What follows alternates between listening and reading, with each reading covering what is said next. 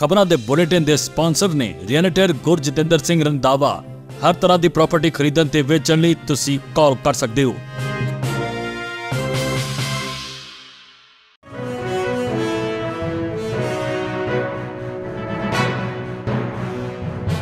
सत श्री अकाल, तुसीं देख रहे हो पंजाब मेल यूएसए टीवी। मैं वरुण कौर मान। खबरां दे बुलेटिन दे विच तुहाडा स्वागत है। पहला नज़र पाउंदे हां खास खबरां ते। अमरीका ने एडवाइजरी जारी कर अपने नागरिकां नूं कुछ थावां दी यात्रा करन तों बचण दी दित्ती सलाह। बाइडन दे नाल गलबात दे मगरों मिस्र दे राष्ट्रपति गाजा सरहद खोलण ते सहमत, लोकां नूं मिलेगी राहत। कनेडा जाण दे चाहवान पंजाबियां लई झटका, सरकार दे एक फैसले कारण वीज़ा लगवाउण विच आवेगी समस्या। यूके स्टडी वीज़ा लैण वाले भारती विद्यार्थियों च रिकॉर्ड वाधा, आंकड़े जारी। अमरीकन सिख मेयर ते उन्हां दे परिवार नूं मिली जानो मारन दी धमकी, वधाई गई सुरक्षा। बाइडन दे इजराइल तो जांदे ही हिजबुल्ला ने कीता एक्शन, सीरिया च अमरीकी फौजी अड्डियां ते कीता हमला। ते हुण इन्हां खबरां दा विस्तार। अमरीका कनेडा सने देश विदेश दीआं होर बहुत सारियां खबरां।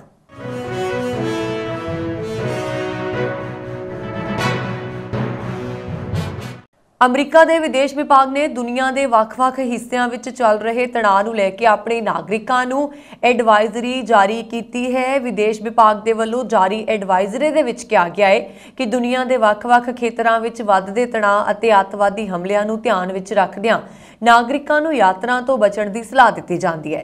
दस दईए कि इस हफ्ते यानी कि 2 हफ्ते पहला हमास के अतवादियों ने इजराइल ते हमला किया सी। इस हमले दे विच 20 तो वध अमरीकी नागरिकों की जान जा चुकी है। इस तो पहला अमरीकी विदेश विभाग ने इजराइल अते हिजबुल्ला जां होर हथियारबंद अतवादी समूहां विचकार रॉकेट मिसाइलां ते तोपखाने के आदान प्रदान दे नाल संबंधित बेमिसाल सुरक्षा स्थिति के कारण लेबनान दे लई अपनी यात्रा सलाहकार नूं लेवल 4 यात्रा ना करो तक वधा दिता है।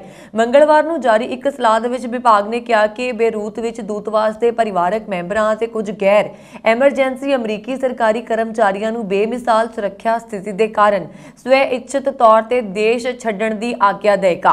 एडवाइजरी दे विच यह भी कहा गया है कि इजराइल अते गाजा विच हाल ही हिंसा वड्डे प्रदर्शनों के मद्देनज़र आई है, जो कि फिलिस्तीनी अतवादी समूह के द्वारा 7 अक्तूबर नूं यहूदी राज ते वड्डे पद्धर ते हमला करन तो बाद शुरू होया सी। अमरीकनां नूं प्रदर्शनों तो बचना चाहिए है अते सावधानी वरतनी चाहिए है जदों किसी भी वड्डे इकट्ठ जां विरोध प्रदर्शनों के आस पास इन्हां चों कुछ हिंसक हो गए हैं। अमरीका के राष्ट्रपति जो बाइडन ने बुधवार को कहा कि मिस्र के राष्ट्रपति गाजा पट्टी के लोगों तक मानवतावादी सहायता पहुँचाने के लिए 20 ट्रकों की आग्ञा देने के लिए गाजा विच अपनी सरहद खोलने के लिए सहमत हो गए हैं। बाइडन ने कहा कि उन्होंने इजराइल की यात्रा तो बाद मिस्र के राष्ट्रपति अब्देल फताह अल सीसी नाल गल की, जिथे देश के नेता मानवतावादी सहायता की आग्ञा देने के लिए सहमत हुए। 7 अक्तूबर को हमास के हमले तो बाद इजराइल ने गाजा पट्टी नूं सील कर दिता सी अते इत्थों दे 23 लाख लोकां नूं भोजन, पानी, दवाई अते बालण की सप्लाई बंद कर दी सी। व्हाइट हाउस के अधिकारियों ने कहा कि आने वाले दिनों में मनुखी सहायता लोकां तक पहुंच सकेगी। अमरीकी राष्ट्रपति जो बाइडन ने इजराइल के दौरे तो बाद कहा कि इजराइल बहुत पीड़ित रहा है, पर उसनूं गाजा विच रह रहे लोगों के दुखों को दूर करने के लिए मौका लभना चाहिए है। बाइडन ने बुधवार को इजराइल तो वापस आते समय पत्रकारों को कहा, इजराइल बहुत पीड़ित रहा, पर सच तो यह है कि जेकर उसनूं उन्हां लोगों के दुख दूर करने का मौका मिले तो उन्होंने मदद जरूर करनी चाहिए है। जेकर इजराइल अजिहा नहीं करता तो उसनूं इस दे लई जवाब दे ठहराया जा सकता है, जो कि बेइंसाफी हो सकती है। हमास के अतवादी हमले तो बाद इजराइल के दौरे पर आए बाइडन ने कहा, मैं एक कहना चाहता हाँ कि जेकर तुहाडे कोल किसी का दुख घटाउण का मौका है तो तुहानूं जरूर करना चाहिए है। जेकर तुसीं अजिहा नहीं करते तो तुसीं दुनिया भर में भरोसेयोग्यता गवा बैठते हो। मैनूं लगदा है कि हर कोई इसनूं समझदा है। इजराइल संभावित तौर पर हमास दे नाल अक्तूबर के हमले के जवाब दे विच गाजा ते पूरे पैमाने ते जवाबी कार्रवाई अते जमीनी हमले की योजना बना रहा है। हमास के हमले विच लगभग 1400 इजरायली अपनी जान गवा चुके हैं। बाइडन ने कहा कि मिस्र के राष्ट्रपति अब्देल फताह अल सीसी ने गाजा विच मनुखी सहायता के 20 ट्रकों की आग्ञा देने के लिए ਰਫਾਹ ਗੇਟ ਖੋਲ੍ਹਣ 'ਚ ਸਹਿਮਤੀ ਦਿੱਤੀ ਹੈ। ਭਾਰਤ ਤੋਂ ਕੈਨੇਡਾ ਜਾਣ ਦੇ ਚਾਹਵਾਨ ਲੋਕਾਂ ਨੂੰ ਆਉਣ ਵਾਲੇ ਦਿਨਾਂ ਵਿੱਚ ਵੀਜ਼ਾ ਸੰਬੰਧੀ ਸੇਵਾਵਾਂ ਲਈ ਸਮੱਸਿਆ ਦਾ ਸਾਹਮਣਾ ਕਰਨਾ ਪੈ ਸਕਦਾ ਹੈ। ਹਰਦੀਪ ਸਿੰਘ ਨਿੱਜਰ ਕਤਲ ਕਾਂਡ ਨੂੰ ਲੈ ਕੇ ਭਾਰਤ ਤੇ ਕੈਨੇਡਾ ਵਿਚਾਲੇ ਚੱਲ ਰਹੀ ਖਿੱਚੋਤਾਣ ਵਿਚਾਲੇ ਕੈਨੇਡਾ ਨੇ ਆਪਣੇ 41 ਡਿਪਲੋਮੈਟਸ ਨੂੰ ਭਾਰਤ ਤੋਂ ਵਾਪਸ ਬੁਲਾ ਲਿਆ ਹੈ। ਇਸ ਕਾਰਨ ਚੰਡੀਗੜ੍ਹ, ਬੰਬਈ, ਬੈਂਗਲੁਰੂ ਜਿਹੇ ਸ਼ਹਿਰਾਂ ਤੋਂ ਕੈਨੇਡਾ ਲਈ ਵੀਜ਼ਾ ਸੇਵਾਵਾਂ ਬੰਦ ਹੋ ਚੁੱਕੀਆਂ ਨੇ। ਵੀਰਵਾਰ ਨੂੰ ਕੈਨੇਡਾ ਦੀ ਵਿਦੇਸ਼ ਮੰਤਰੀ ਜੋਲੀ ਨੇ ਦੱਸਿਆ ਕਿ ਭਾਰਤ ਵਿੱਚ ਕੈਨੇਡਾ ਦੇ 62 ਡਿਪਲੋਮੈਟਸ ਵਿੱਚੋਂ 41 ਡਿਪਲੋਮੈਟਸ ਨੂੰ ਹਟਾ ਦਿੱਤਾ ਗਿਆ ਹੈ। ਹਾਲਾਂਕਿ ਇੱਕ ਹੀ ਕੈਨੇਡੀਅਨ ਡਿਪਲੋਮੈਟ ਭਾਰਤ ਵਿੱਚ ਹੀ ਰਹਿਣਗੇ। ਜੋਲੀ ਨੇ ਕਿਹਾ ਕਿ ਉਹਨਾਂ ਦੀ ਡਿਪਲੋਮੈਟਿਕ ਕਮਿਊਨਿਟੀ ਖੋਹੇ ਜਾਣ ਦਾ ਖਤਰਾ ਮੰਡਰਾਉਂਦਿਆਂ ਦੇਖ ਕੇ ਇਹ ਫੈਸਲਾ ਲਿਆ ਗਿਆ ਹੈ। ਹਾਲਾਂਕਿ ਉਹਨਾਂ ਨੇ ਇਹ ਸਪਸ਼ਟ ਕੀਤਾ ਕਿ ਕੈਨੇਡਾ ਭਾਰਤੀ ਡਿਪਲੋਮੈਟਸ ਨੂੰ ਅਜਿਹਾ ਕਰਨ ਦੀ ਧਮਕੀ ਨਹੀਂ ਦੇਗਾ। ਜੋਲੀ ਨੇ ਕਿਹਾ ਕਿ ਸਟਾਫ ਦੀ ਕਮੀ ਦੇ ਕਾਰਨ ਕੈਨੇਡਾ ਨੂੰ ਨਵੀਂ ਦਿੱਲੀ ਨੂੰ ਛੱਡ ਕੇ ਬਾਕੀ ਸਾਰੇ ਦਫ਼ਤਰਾਂ ਵਿੱਚ ਵਿਅਕਤੀਗਤ ਕੂਟਨੀਤਿਕ ਸੇਵਾਵਾਂ ਨੂੰ ਰੋਕਣਾ ਪਏਗਾ। ਇਮੀਗ੍ਰੇਸ਼ਨ ਮੰਤਰੀ ਮਾਰਕ ਮਿਲਰ ਨੇ ਪੱਤਰਕਾਰਾਂ ਨੂੰ ਦੱਸਿਆ ਕਿ ਵੀਜ਼ਾ ਅਰਜ਼ੀ ਕੇਂਦਰ ਆਮ ਵਾਂਗ ਤੇ ਕੰਮ ਕਰਨਗੇ ਕਿਉਂਕਿ ਉਹ ਤੀਜੀ ਧਿਰ ਦੁਆਰਾ ਚਲਾਏ ਜਾਂਦੇ ਨੇ। ਹਾਲਾਂਕਿ ਉਹਨਾਂ ਨੇ ਵੀ ਮੰਨਿਆ ਕਿ ਅਰਜ਼ੀਆਂ ਦੀ ਪ੍ਰਕਿਰਿਆ ਵਿੱਚ ਹੁਣ ਵਾਧੂ ਸਮਾਂ ਲੱਗੇਗਾ। ਦੱਸ ਦਈਏ ਕਿ 18 ਜੂਨ ਨੂੰ ਕੈਨੇਡਾ ਦੇ ਸਰੀ ਵਿੱਚ ਹਰਦੀਪ ਸਿੰਘ ਨਿੱਜਰ ਦਾ ਕਤਲ ਕਰ ਦਿੱਤਾ ਗਿਆ ਸੀ। ਕੈਨੇਡਾ ਦੇ ਪ੍ਰਧਾਨ ਮੰਤਰੀ ਜਸਟਿਨ ਟਰੂਡੋ ਵੱਲੋਂ ਪਾਰਲੀਮੈਂਟ ਵਿੱਚ ਖੜ ਕੇ ਇਸ ਕਤਲ ਪਿੱਛੇ ਭਾਰਤ ਦਾ ਹੱਥ ਹੋਣ ਦੀ ਗੱਲ ਕਹੀ ਗਈ ਸੀ। ਇਸ ਮਗਰੋਂ ਦੋਹਾਂ ਦੇਸ਼ਾਂ ਵਿਚਾਲੇ ਖਿੱਚੋਤਾਣ ਜਾਰੀ ਹੈ। ਹਾਲਾਂਕਿ ਭਾਰਤ ਨੇ ਇਸ ਗੱਲ ਨੂੰ ਨਕਾਰ ਵੀ ਦਿੱਤਾ ਸੀ। यूके ਦੇ ਹੋਮ ਆਫਿਸ ਨੇ 2022 ਦੇ ਮੁਕਾਬਲੇ ਭਾਰਤੀ ਵਿਦਿਆਰਥੀਆਂ ਨੂੰ ਦਿੱਤੇ ਗਏ ਸਪਾਂਸਰਡ ਸਟੱਡੀ ਵੀਜ਼ਾਸ ਦੀ ਗਿਣਤੀ ਵਿੱਚ 54% ਵਾਧਾ ਦਰਜ ਕੀਤਾ ਹੈ। ਇਹ ਵਿਕਾਸ ਉੱਚ ਸਿੱਖਿਆ ਪ੍ਰਾਪਤ ਕਰਨ ਵਾਲੇ ਭਾਰਤੀ ਵਿਦਿਆਰਥੀਆਂ ਦੇ ਲਈ ਇੱਕ ਤਰਜੀਹੀ ਮੰਜ਼ਿਲ ਵਜੋਂ यूके ਦੇ ਪੱਖ ਵਿੱਚ ਇੱਕ ਮਹੱਤਵਪੂਰਨ ਤਬਦੀਲੀ ਨੂੰ ਵੀ ਦਰਸਾਉਂਦੀ ਹੈ। ਅੰਕੜਿਆਂ ਦੇ ਵਿੱਚ ਜ਼ਿਕਰਯੋਗ ਵਾਧਾ ਹੋਇਆ ਜੋ ਇਹ ਦਰਸਾਉਂਦਾ ਹੈ ਕਿ ਸਾਲ 2019 ਦੇ ਮੁਕਾਬਲੇ ਹੁਣ ਭਾਰਤੀਆਂ ਦੇ ਕੋਲ ਸਟੱਡੀ ਵੀਜ਼ਾ ਦੀ ਗਿਣਤੀ ਲਗਭਗ 7 ਗੁਣਾ है। खास तौर पर यूके ने 5 लाख के करीब स्पॉन्सर्ड स्टडी वीज़ा जारी किए ने। एक दिलचस्प खुलासे नाल कि इन्हां विचों लगभग 1/3 भारतीय विद्यार्थियों नूं दिते गए। नतीजे वजों यह अनुमान लगाया जाता है कि आने वाले अकादमिक सैशन दे विच यूके दीआं यूनीवर्सिटीज़ च दाखला लैण वाले भारतीय विद्यार्थियों की गिणती प्रभावशाली 3 लाख तो ਵੱਧ जाएगी। अंकड़े दर्शाते हैं कि भारतीय विद्यार्थियों को कुल 1,42,848 स्पॉन्सर्ड स्टडी वीज़ास दिते गए जो कि जून 2022 विच खत्म होने वाले पिछले साल के मुकाबले 49,883 वीज़ा या 54% के हैरानीजनक वाधे नूं दर्शाते हैं। खास तौर पर ग्रैजुएट रूट जो विद्यार्थियों को आकर्षित करता है।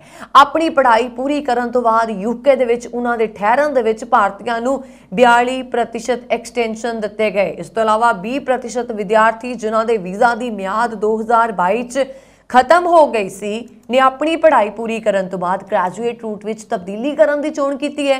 यह रुझान 2023 विच जारी रहने की उम्मीद है और अगले अकादमिक साल विच होर वाधे लई तैयार है। अमरीका के न्यू जर्सी सूबे के एक शहर के सिख मेयर ने कहा है कि उन्होंने ईमेल राही नफरत भरे पत्रों की एक लड़ी मिली है जिस विच अस्तीफा ना देण ते उन्होंने उन्हां दे परिवार नूं जानो मारन की धमकी दी गई है। एक मीडिया रिपोर्ट दे विच जानकारी दी गई है। रवि भल्ला जो नवंबर 2017 विच होवोकेन सिटी के मेयर वजों चुने जाने वाले पहले सिख बने सन ने मंगलवार नूं CBS न्यूज़ नूं दस्सिया कि पहला पत्र 1 साल तो वध समा पहला भेजिया गया सी जिस विच उन्हां नूं अस्तीफा देण दे लई कहा गया सी जदों कि दूजे पत्र विच उन्हां दी जान नूं खतरा सी अते इह तीजा पत्र सी जो दूजे तो तुरंत बाद आया जिसने भल्ला अते उन्हां दे परिवार नूं हिला के रख दिता है। तीजे पत्र विच लिखिया गया है इह तुहाडी आखिरी चेतावनी है, जेकर तुसीं तुरंत अस्तीफा नहीं दिता तां असीं तुहानूं मार देवांगे, असीं तुहाडी पत्नी नूं मार देवांगे, असीं तुहाडे बच्चिआं नूं मारांगे। ਇਹ ਗੱਲਾਂ ਪੱਤਰ ਵਿੱਚ ਲਿਖੀਆਂ ਹੋਈਆਂ ਨੇ। ਇੱਕ ਹੋਰ ਪੱਤਰ ਵਿੱਚ ਲਿਖਿਆ ਗਿਆ ਸੀ ਤੁਹਾਨੂੰ ਮਾਰਨ ਦਾ ਸਮਾਂ ਆ ਗਿਆ ਹੈ। 22 ਸਾਲਾਂ ਤੋਂ ਹੋਪਕੇਨ ਵਿੱਚ ਰਹਿ ਰਹੇ ਭੱਲਾ ਨੂੰ ਕਾਨੂੰਨ ਲਾਗੂ ਕਰਨ ਵਾਲੀਆਂ ਏਜੰਸੀਆਂ ਨੇ 24 ਘੰਟੇ ਸੁਰੱਖਿਆ ਪ੍ਰਦਾਨ ਕੀਤੀ ਹੈ ਜਿਸ ਵਿੱਚ ਉਹਨਾਂ ਦੇ 15 ਅਤੇ 11 ਸਾਲ ਦੇ 2 ਬੱਚਿਆਂ ਦੀ ਸਕੂਲ ਦੀ ਸੁਰੱਖਿਆ ਵੀ ਸ਼ਾਮਲ ਹੈ। राष्ट्रपति जो बाइडन इजराइल तो अजे वापस ही गए सन कि हिजबुल्ला ने अमरीकी फौजी अड्डियां ते ਰੌਕੇਟ ਦੇ ਨਾਲ ਹਮਲਾ ਕਰ ਦਿੱਤਾ। ਮਿਲੀ ਜਾਣਕਾਰੀ ਦੇ ਮੁਤਾਬਕ ਬਾਈਡਨ ਦੀ ਵਾਪਸੀ ਤੋਂ ਬਾਅਦ ਸੀਰੀਆ ਦੇ ਵਿੱਚ ਅਮਰੀਕਾ ਦੇ ਫੌਜੀ ਅੱਡੇ ਨੂੰ ਨਿਸ਼ਾਨਾ ਬਣਾਇਆ ਗਿਆ। ਇਰਾਕ ਵਿੱਚ ਅਮਰੀਕੀ ਫੌਜ ਦੇ ਟਿਕਾਣਿਆਂ ਨੂੰ ਵੀ ਨਿਸ਼ਾਨਾ ਬਣਾਇਆ ਗਿਆ ਹੈ। ਇੱਥੇ ਸਹਿਯੋਗੀ ਫੌਜ ਦੇ ਕੁਝ ਜਵਾਨ ਜ਼ਖਮੀ ਦੱਸੇ ਜਾ ਰਹੇ ਨੇ। ਇਰਾਕ 'ਚ 24 ਘੰਟਿਆਂ ਦੇ ਅੰਦਰ ਫੌਜੀ ਕੈਂਪਾਂ ਤੇ 2 ਡਰੋਨ ਹਮਲੇ ਕੀਤੇ ਗਏ ਨੇ। ਪੱਛਮੀ ਅਤੇ ਉੱਤਰੀ ਇਲਾਕੇ ਵਿੱਚ ਫੌਜੀ ਕੈਂਪਾਂ ਤੇ ਹੋਏ ਇਸ ਹਮਲੇ 'ਚ सहयोगी फौज के कुछ जवान जख्मी हो गए ने। हालांकि फिलहाल किसी जानी नुकसान की कोई सूचना नहीं है। एक साल विच ये पहला मौका है जदों ईरान समर्थित समूह ने इराक विच अमरीकी फौजी अड्डे नूं निशाना बनाया है। अमरीकी अधिकारियों ने हालांकि ये कहा है कि 3 ड्रोन हमले हुए ने। इराक के पश्चिम ਅਤੇ कुर्दिस्तान खेतर च अल हरीर एयरबेस ते हमला किया गया है। जिक्र कर दईए कि इराक विच ईरान समर्थित समूहां ने इजराइल लई अमरीकी समर्थन नूं लैके उत्थे अमरीकी टिकाणियां ते हमला करन दी धमकी दित्ती सी। इराक विच इस्लामिक प्रतिरोध ने बाद विच एक बयान जारी करके 2 हमलियां दी जिम्मेवारी लैंदे होए कहा कि यह अमरीकी कब्जे दे विरुद्ध होर कार्रवाइयां दी शुरुआत सी। यह हमला इजराइल हमास जंग दा नतीजा है जिथे अमरीका इसके हथियार ते हर तरह नाल मदद कर रहा है। 7 अक्तूबर नूं युद्ध की शुरुआत तो बाद लेबनान विच इजराइल की उत्तरी सरहद के पार हमास के शक्तिशाली सहयोगी हिजबुल्ला वाल विश्वव्यापी ध्यान खिंचिया गया है जिसने इजरायली बलों ते हमले भी किए हैं। पिछले दिने इजरायली फौज और हिजबुल्ला के लड़ाकियां विचाले हवाई हमले देखे गए। गाजा के एक हस्पताल ते मंगलवार रात नूं होए हमले च सैकड़े लोग मारे गए। समूह ने एक होर बयान जारी किया जिस विच इसने तबाही लई अमरीका ते इजराइल नूं जिम्मेवार ठहराया। हमास ने कहा कि गाजा विच धमाका इजरायली हवाई हमले कारण होया सी जदों कि इजराइल ने फलस्तीनी अतवादियों द्वारा एक असफल रॉकेट नूं जिम्मेवार ठहराया है। हमास ते इजराइल विचाले चल रही जंग दौरान अमरीका पूरी तरह इजराइल का साथ दे रहा है।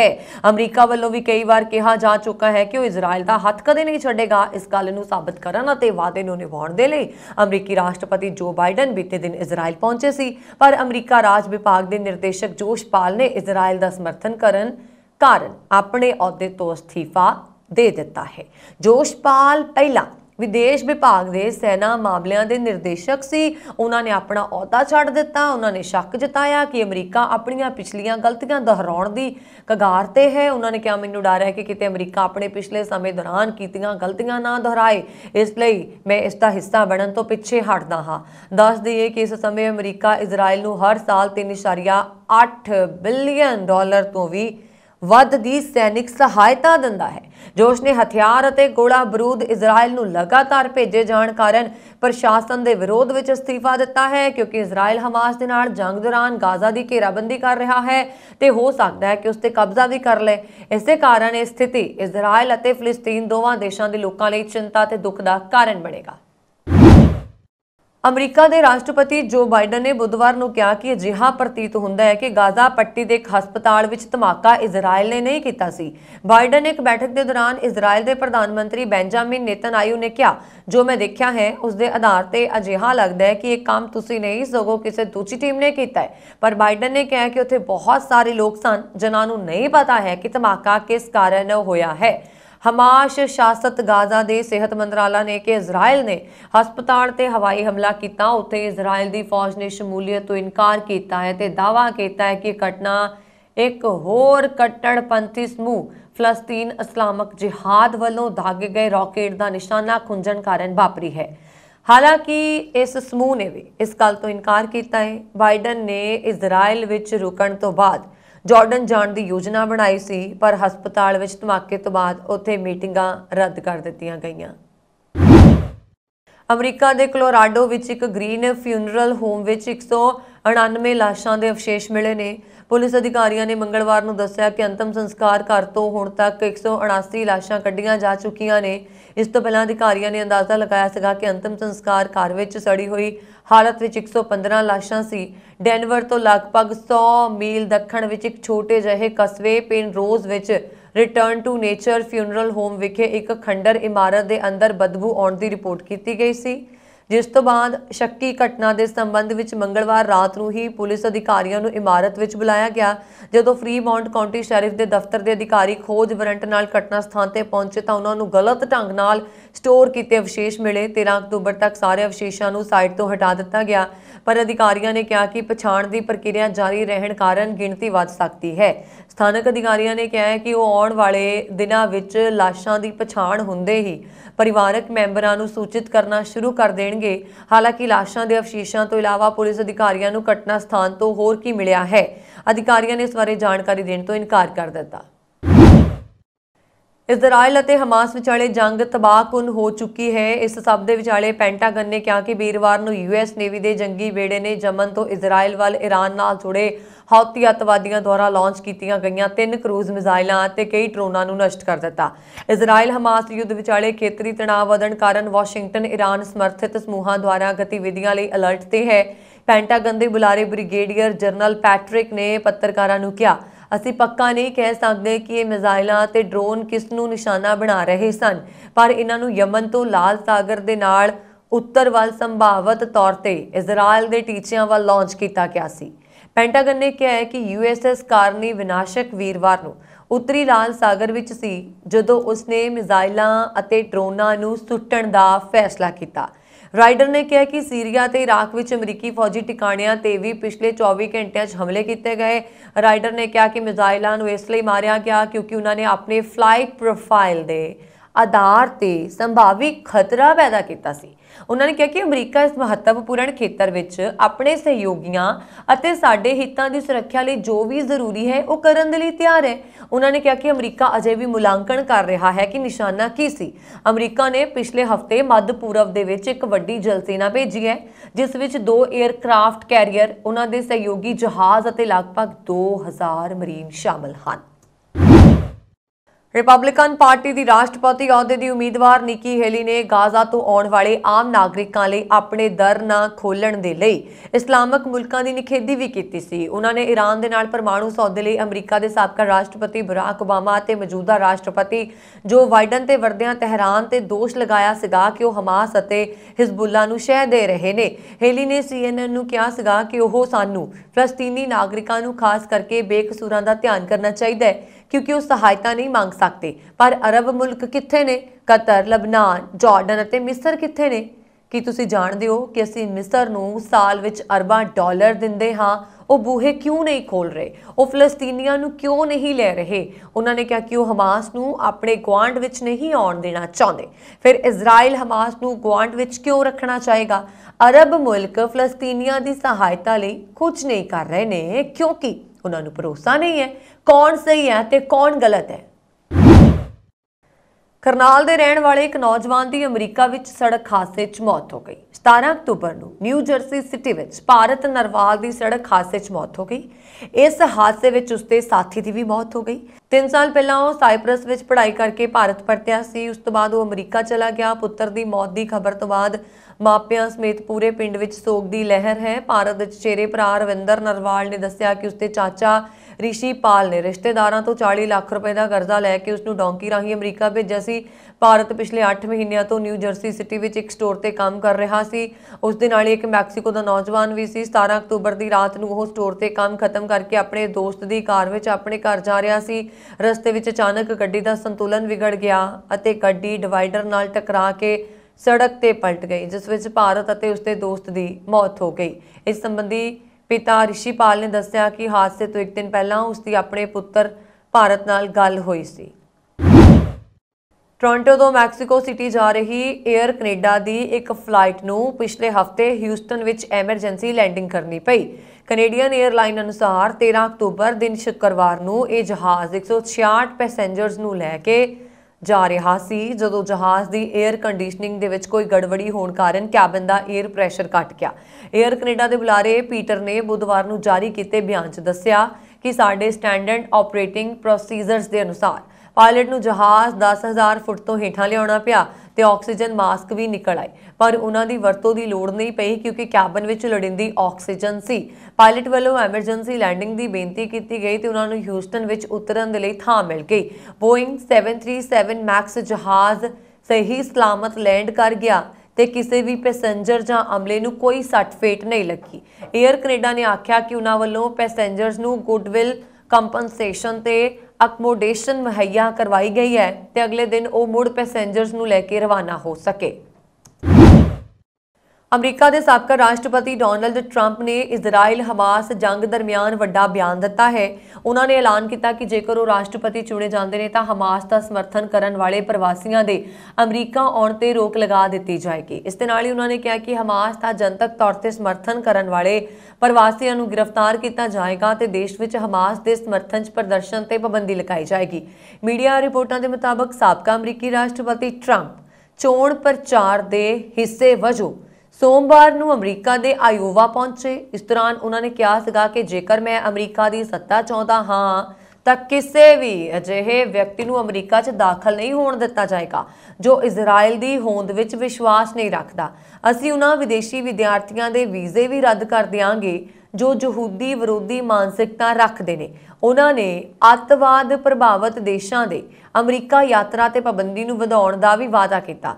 ਦੱਸ ਦਈਏ ਕਿ ਪਿਛਲੀ ਸਰਕਾਰ ਵਿੱਚ ਟਰੰਪ ਨੇ ਮੁਸਲਿਮ ਬਹੁ ਗਿਣਤੀ ਵਾਲੇ ਦੇਸ਼ਾਂ ਦੇ ਲੋਕਾਂ ਤੇ ਪਾਬੰਦੀ ਲਗਾਈ ਸੀ, ਜਿਸ ਨੂੰ ਹੇਠਲੀ ਅਦਾਲਤ ਨੇ ਰੱਦ ਕਰ ਦਿੱਤਾ ਸੀ, ਪਰ ਸੁਪਰੀਮ ਕੋਰਟ ਨੇ ਇਸ ਪਾਬੰਦੀ ਨੂੰ ਬਰਕਰਾਰ ਰੱਖਿਆ ਸੀ। ਬਾਅਦ ਵਿੱਚ ਜੋ ਬਾਈਡਨ ਪ੍ਰਸ਼ਾਸਨ ਨੇ ਪੂਰੀ ਤਰ੍ਹਾਂ ਪਾਬੰਦੀ ਹਟਾ ਦਿੱਤੀ। ਟਰੰਪ ਨੇ ਅੱਗੇ ਕਿਹਾ ਕਿ ਅਸੀਂ ਲੀਬੀਆ, ਸੋਮਾਲੀਆ, ਸੀਰੀਆ, ਯਮਨ ਦੇ ਨਾਲ-ਨਾਲ ਸਾਡੇ ਦੇਸ਼ ਲਈ ਖਤਰਾ ਪੈਦਾ ਕਰਨ ਵਾਲੇ ਕਿਸੇ ਵੀ ਦੇਸ਼ ਦੇ ਲੋਕਾਂ ਨੂੰ ਅਮਰੀਕਾ ਨਹੀਂ ਆਉਣ ਦੇਵਾਂਗੇ। ਟਰੰਪ ਨੇ ਉੱਥੇ ਮੌਜੂਦ ਲੋਕਾਂ ਨੂੰ ਇੱਕ ਕਵਿਤਾ ਵੀ ਸੁਣਾਈ, ਜਿਸ ਵਿੱਚ ਉਹਨਾਂ ਨੇ ਅਜਿਹੇ ਪ੍ਰਵਾਸੀਆਂ ਦੀ ਤੁਲਨਾ ਸੱਪਾਂ ਨਾਲ ਕੀਤੀ। ਡੈਮੋਕ੍ਰੈਟਿਕ ਨੈਸ਼ਨਲ ਕਮੇਟੀ ਦੇ ਚੇਅਰਮੈਨ ਜੈਮ ਨੇ ਟਰੰਪ ਦੇ ਬਿਆਨ ਨੂੰ ਇਸਲਾਮੋਫੋਬਿਕ ਅਤੇ ਕੱਟੜਪੰਥੀ ਕਿਹਾ ਹੈ। ਮੀਡੀਆ ਰਿਪੋਰਟਾਂ ਦੇ ਮੁਤਾਬਕ ਆਇਓਵਾ 'ਚ ਰਿਪਬਲਿਕਨ ਰਾਸ਼ਟਰਪਤੀ ਅਹੁਦੇ ਲਈ ਨਾਮਜ਼ਦਗੀ ਮੁਕਾਬਲਾ ਹੋਇਆ, ਜਿਸ ਵਿੱਚ ਰਾਸ਼ਟਰਪਤੀ ਅਹੁਦੇ ਦੇ ਹੋਰ ਉਮੀਦਵਾਰਾਂ ਨੇ ਵੀ ਹਿੱਸਾ ਲਿਆ। ਇਸ ਦੌਰਾਨ ਸਾਰੇ ਵਿਰੋਧੀਆਂ ਨੇ ਹਮਾਸ ਦੀ ਨਿੰਦਾ ਕੀਤੀ ਅਤੇ ਇਜ਼ਰਾਈਲ ਦਾ ਸਮਰਥਨ ਕੀਤਾ। ਹਾਲਾਂਕਿ ਕਿਸੇ ਵੀ ਵਿਰੋਧੀ ਨੇ ਹਮਾਸ ਅਤੇ ਹਮਾਸ ਸਮਰਥਕਾਂ ਵਿਰੁੱਧ ਅਜਿਹੇ ਸਖਤ ਸ਼ਬਦਾਂ ਦੀ ਵਰਤੋਂ ਨਹੀਂ ਕੀਤੀ।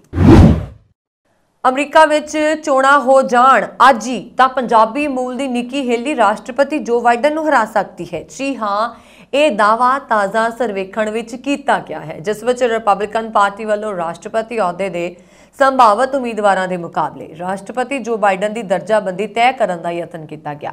ਸਰਵੇਖਣ ਦੇ ਵਿੱਚ ਜਿੱਥੇ ਨਿੱਕੀ ਹੈਲੀ ਨੂੰ ਜਿੱਤ ਮਿਲ ਰਹੀ ਹੈ, ਉੱਥੇ ਡੋਨਾਲਡ ਟਰੰਪ ਦੇ ਉਮੀਦਵਾਰ ਹੋਣ ਦੀ ਸੂਰਤ ਵਿੱਚ ਉਹ ਜੋ ਬਾਈਡਨ ਤੋਂ ਹਾਰਦੇ ਮਹਿਸੂਸ ਹੋ ਰਹੇ ਨੇ। ਫੌਕਸ ਨਿਊਜ਼ ਤੇ ਸਰਵੇਖਣ ਦੇ ਵਿੱਚ ਹੈਰਾਨਕੁਨ ਦਾਅਵਾ ਕਰਦਿਆਂ ਕਿਹਾ ਗਿਆ ਹੈ ਕਿ ਨਿੱਕੀ ਹੇਲੀ ਦੇ ਹਮਾਇਤੀਆਂ ਦੀ ਗਿਣਤੀ ਲਗਾਤਾਰ ਵੱਧਦੀ ਜਾ ਰਹੀ ਹੈ। ਰਿਪਬਲਿਕਨ ਪਾਰਟੀ ਦਾ ਉਮੀਦਵਾਰ ਹੋਣ ਦੀ ਸੂਰਤ ਦੇ ਵਿੱਚ ਉਹ ਜੋ ਬਾਈਡਨ ਨੂੰ ਆਸਾਨੀ ਨਾਲ ਹਰਾ ਸਕਦੇ ਨੇ। ਸਰਵੇਖਣ ਵਿੱਚ ਨਿੱਕੀ ਹੇਲੀ ਨੂੰ 49% ਅਤੇ ਬਾਈਡਨ ਨੂੰ 45% ਲੋਕਾਂ ਨੇ ਪਹਿਲੀ ਪਸੰਦ ਦੱਸਿਆ। ਟਰੰਪ ਦੇ ਮਾਮਲੇ ਵਿੱਚ ਅੰਕੜੇ ਬਿਲਕੁਲ ਉਲਟੇ ਨਜ਼ਰ ਆਏ, ਜਿੱਥੇ 49% ਲੋਕਾਂ ਨੇ ਬਾਈਡਨ ਨੂੰ ਆਪਣੀ ਪਹਿਲੀ ਪਸੰਦ ਦੱਸਿਆ, ਜਦਕਿ 48% ਲੋਕ ਟਰੰਪ ਦੇ ਹੱਕ ਵਿੱਚ ਨਜ਼ਰ ਆਏ। ਨਿੱਕੀ ਹੇਲੀ ਦੀ ਮਕਬੂਲੀਅਤ ਦਾ ਅੰਦਾਜ਼ਾ ਇਸ ਗੱਲ ਤੋਂ ਲਗਾਇਆ ਜਾ ਸਕਦਾ ਹੈ ਕਿ ਡੈਮੋਕ੍ਰੈਟਿਕ ਪਾਰਟੀ ਨੇ 9% ਵੋਟਰ ਉਹਨਾਂ ਦੇ ਹੱਕ ਵਿੱਚ ਆ ਗਏ, ਪਰ ਟਰੰਪ ਦੇ ਮਾਮਲੇ ਵਿੱਚ ਇਹ ਅੰਕੜਾ ਕੇਵਲ 5% ਰਿਹਾ। ਕੇਵਲ ਫੌਕਸ ਨਿਊਜ਼ ਦਾ ਸਰਵੇਖਣ ਹੀ ਨਹੀਂ, ਸਗੋਂ CNN ਦਾ ਸਰਵੇਖਣ ਵੀ ਕਹਿ ਰਿਹਾ ਹੈ ਕਿ ਰਿਪਬਲਿਕਨ ਵਿੱਚ ਪਾਰਟੀ ਵਿੱਚੋਂ ਜੇ ਕੋਈ ਬਾਈਡਨ ਨੂੰ ਹਰਾ ਸਕਦਾ ਹੈ ਤਾਂ ਉਹ ਨਿੱਕੀ ਹੇਲੀ ਹੈ। ਡਾਬਰ ਇੰਡੀਆ ਦੀਆਂ 3 ਵਿਦੇਸ਼ੀ ਸਹਾਇਕ ਕੰਪਨੀਆਂ ਦੇ ਖਿਲਾਫ ਅਮਰੀਕਾ ਅਤੇ ਕੈਨੇਡਾ ਵਿੱਚ ਮੁਕੱਦਮੇ ਦਰਜ ਕੀਤੇ ਜਾਣ ਦੀ ਸੂਚਨਾ ਮਿਲੀ ਹੈ।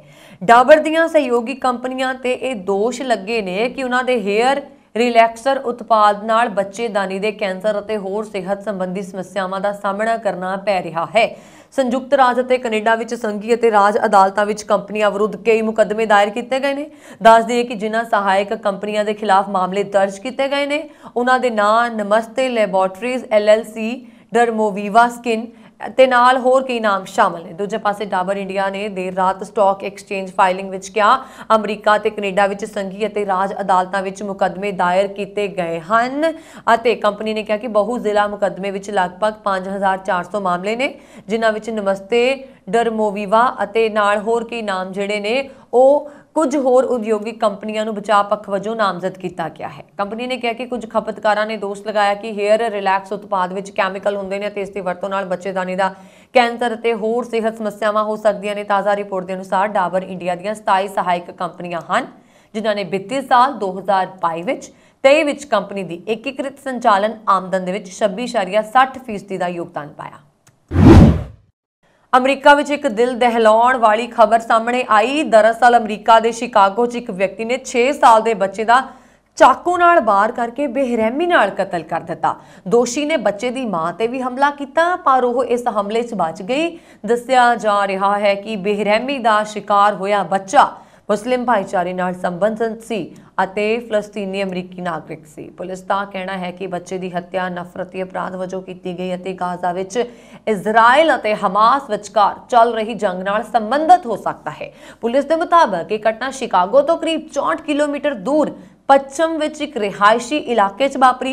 ਪੀੜਤ ਪਰਿਵਾਰ 71 ਸਾਲਾ ਯੂਸੇਫ ਜੂਬਾ ਦਾ ਕਿਰਾਏਦਾਰ ਸੀ। ਪੁਲਿਸ ਨੇ ਦੱਸਿਆ ਕਿ ਇੱਕ ਔਰਤ ਨੇ 911 ਤੇ ਕਾਲ ਕਰਕੇ ਰਿਪੋਰਟ ਕੀਤੀ ਕਿ ਉਸ ਦਾ ਮਕਾਨ ਮਾਲਕ ਉਸ ਨਾਲ ਝਗੜਾ ਕਰ ਰਿਹਾ ਹੈ। ਜਦੋਂ ਪੁਲਿਸ ਮੌਕੇ ਤੇ ਪਹੁੰਚੀ ਤਾਂ ਔਰਤ ਅਤੇ ਬੱਚਾ ਘਰ ਦੇ ਬੈੱਡਰੂਮ ਦੇ ਵਿੱਚ ਜ਼ਖਮੀ ਹਾਲਤ 'ਚ ਪਏ ਸਨ। ਦੋਵਾਂ ਦੇ ਸਰੀਰ ਤੇ ਚਾਕੂ ਨਾਲ ਹਮਲੇ ਦੇ ਕਈ ਨਿਸ਼ਾਨ ਸਨ। ਦੋਸ਼ੀ ਮਕਾਨ ਮਾਲਕ ਯੂਸੇਫ ਜੂਬਾ ਆਪਣੇ ਘਰ ਵਿੱਚ ਜ਼ਮੀਨ ਤੇ ਬੈਠਾ ਮਿਲਿਆ। ਇਸ ਦੌਰਾਨ ਜੂਬਾ ਵੀ ਜ਼ਖਮੀ ਹੋ ਗਿਆ। ਪੁਲਿਸ ਨੇ ਤੁਰੰਤ ਤਿੰਨਾਂ ਨੂੰ ਹਸਪਤਾਲ ਦਾਖਲ ਕਰਵਾਇਆ, ਜਿੱਥੇ ਬੱਚੇ ਦੀ ਮੌਤ ਹੋ ਗਈ ਅਤੇ ਔਰਤ ਦੀ ਜਾਨ ਬਚ ਗਈ। ਦੋਸ਼ੀ ਨੂੰ ਮੁੱਢਲੀ ਸਹਾਇਤਾ ਤੋਂ ਬਾਅਦ ਹਸਪਤਾਲ ਤੋਂ ਛੁੱਟੀ ਦੇ ਦਿੱਤੀ ਗਈ। ਇਹ ਸਨ ਹੁਣ ਤੱਕ ਦੀਆਂ ਖਬਰਾਂ। ਮੈਨੂੰ ਵਰੁਣ ਕੌਰ ਮਾਨ ਨੂੰ ਦਿਓ ਆਗਿਆ। ਹੋਰ ਖਬਰਾਂ ਦੇ ਲਈ ਸਾਡਾ YouTube ਚੈਨਲ ਪੰਜਾਬ ਮੇਲ USA TV ਜ਼ਰੂਰ ਸਬਸਕ੍ਰਾਈਬ ਕਰੋ ਜੀ। ਸ਼ੁਕਰੀਆ। ਸਤਿ ਸ਼੍ਰੀ ਅਕਾਲ।